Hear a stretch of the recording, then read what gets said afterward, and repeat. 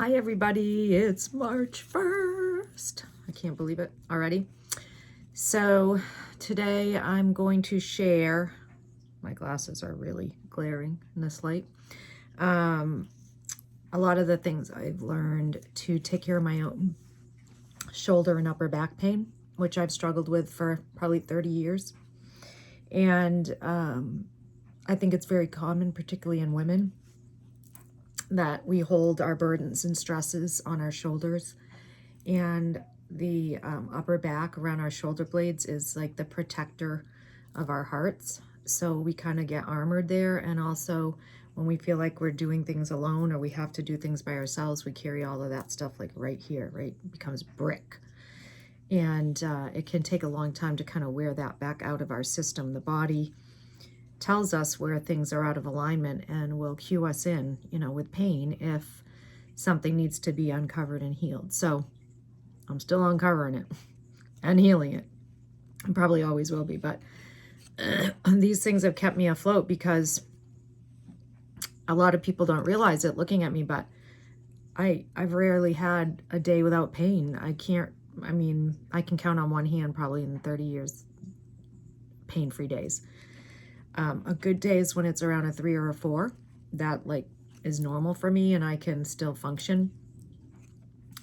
When it gets up to like a 4, 5, 6, I'm using my Advil. When it gets up higher than that, on occasion I do have stronger medication, but I hate to use pain medications. And I know that it's my body telling me that something needs to be shifted and changed and attended to. So I think that if I didn't do all of these things, I'd probably be pretty limited in my function. I think it would have taken me out by now, and I'm not going to let that happen. So I have all kinds of goodies to share with you today. Self-help, really, because you can get all the treatments and do all the things, but if you don't follow through with things on your own, it's really hard to maintain or make any progress. So I don't really have a clear order for this. I'm just going to kind of go through things as they pop up. So the first thing that I use, at the end we're going to do a healing meditation too, to let go of the burdens and stress in our bodies and try to do a little energetic clearing and healing. So try to hang in there until then.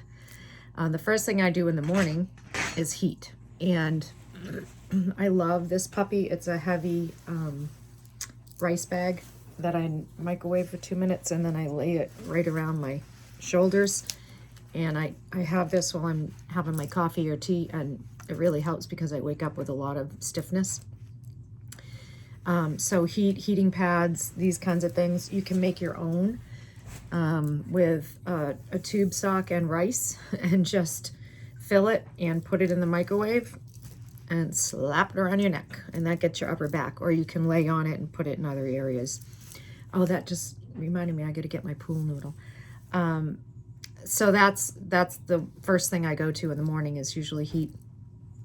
I have this beautiful infrared pad too that my acupuncturist recommended. It's really heavy, it's jade, and it's far infrared, and I plug this in and lay on that too on my bed, and that goes all the way from my shoulders to my tailbone. So that's really wonderful and restorative too for heat. Massage is the next thing I go to, and I have every tool known to man. I love this old thing. This is a back knobber, and you can actually get your trigger points yourself by finding the spot and then adjusting the pressure, and you can find exactly the trigger point, and you can put as much or little pressure as you want, and you can dig in and hold it. And this has been really helpful for me between massages. And you also want to pair it with asking that trigger point, like, what are you holding on to there? And see if you can start to connect to what your body's telling you. Is it fear? Is it anger? Is it resentment? Is it protection? What is it? Old trauma? What are you holding? Is it a burden that you don't need to carry anymore? And combine the massage with that, and it helps even more, I think. Ralph got me this for Christmas. It's awesome. The gun. And you can do that on different parts of your spine, your hips, anywhere. So this is awesome. And this is my all-time favorite. So this is Of course, you can get everything on Amazon. Not very expensive. This goes right around your neck and upper back, and you can again apply pressure here. And I think this is only like $40 or something on Amazon. And the heads rotate, and you can dig it right in there and hold it there, and it runs for like 10 minutes. And it's an amazing massage device for the price. So I really highly recommend these. If you have spots that you can't reach by yourself, this is a game changer. Okay, I also have this acupressure mat, which I love. This is the neck pillow. It's got these really pointy, kind of sharp things that activate your acupressure points. You can cover it with a pillowcase if you need to, and this is the one that you lay on and put your back on that. Again, bare skinned is harsh, but you can start with a t-shirt or even a towel and then work your way up to it. Hi, buddy. You can also do great trigger pointing with tennis balls, again in a tube sock. Close together is great for the back of your neck, and you just lay on it and it does a nice trigger point and also like a craniosacral release. You can also use it if you spread them farther apart, like on your sits bones or on a hip. So this is another great inexpensive tool that you can use. I've also experimented with every different type of pain gel known to man. And I use the spray can a lot just because, again, you can reach your own back with it. And I also use this old roller bottle that it's empty, but what I do, one of my favorites is the Deep Blue from doTERRA. It's one of the most effective.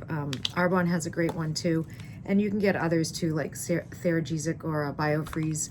They all do a pretty good job. I just put a tiny bit on this, and then I can reach my own neck and shoulders with that. And that really gives me a lot of relief too, because I'm basically trying to lower it from like a 5 or 6 down to a 3 or 4 so I don't have to take the medications. And then I also have a TENS unit, which is a little handy device that you can now order also on Amazon. And you just put the, excuse me, that stuff made me cough, electrodes, wherever you need them, on your skin, not on your clothing. And then you turn the unit on and turn it up, and basically it's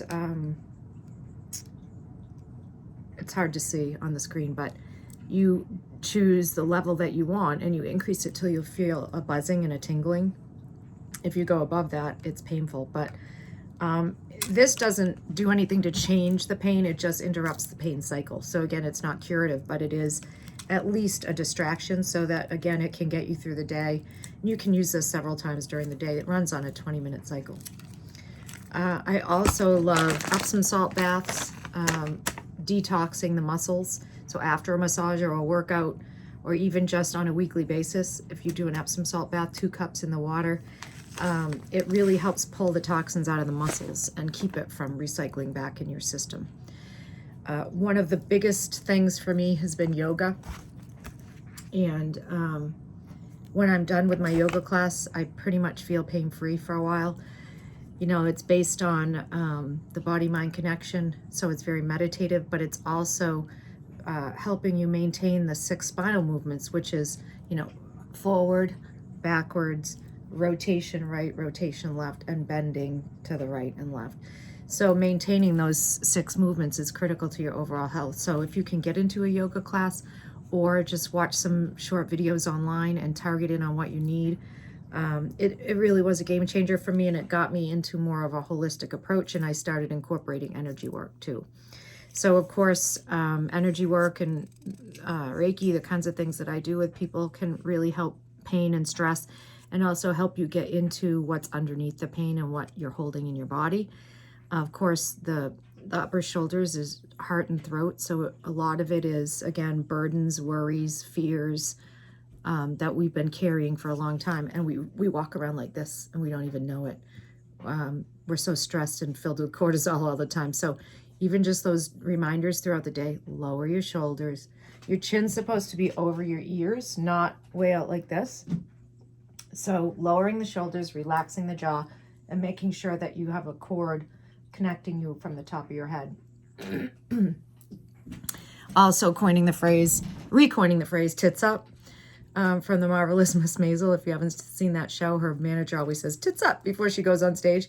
And if you see a lot of women, you know, sort of hunched forward, I think a lot of it starts when we're young. And if you have big chesticles, which I did not, but you're shamed and you like hide that and you grow in that posture. And I call it a posture of defeat. It's like you're just totally caving in your energetic core.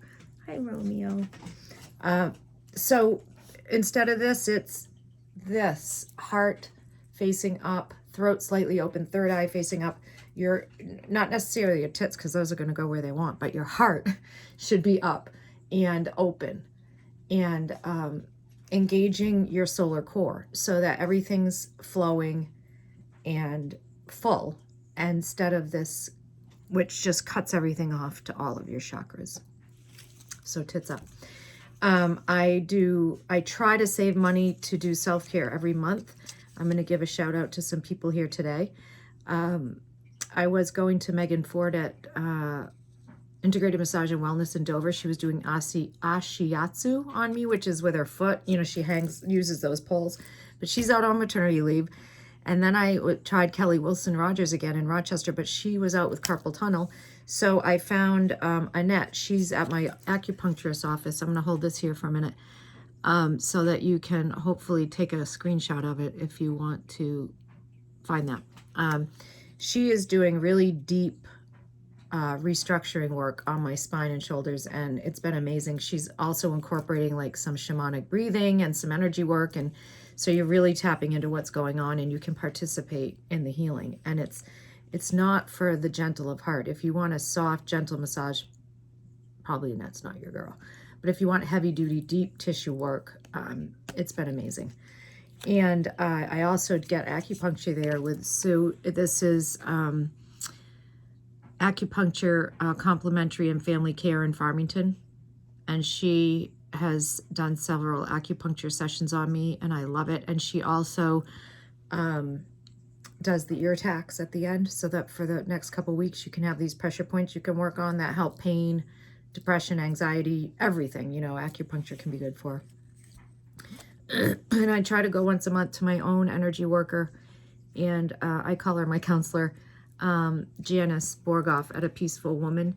And I know I've had some friends that, you know, if you're hesitant to come to a friend for energy work, which I totally get, or for grief counseling or anything else that you need, Janice is amazing and wonderful for stress and other related issues. So those are my 3 shout outs this month.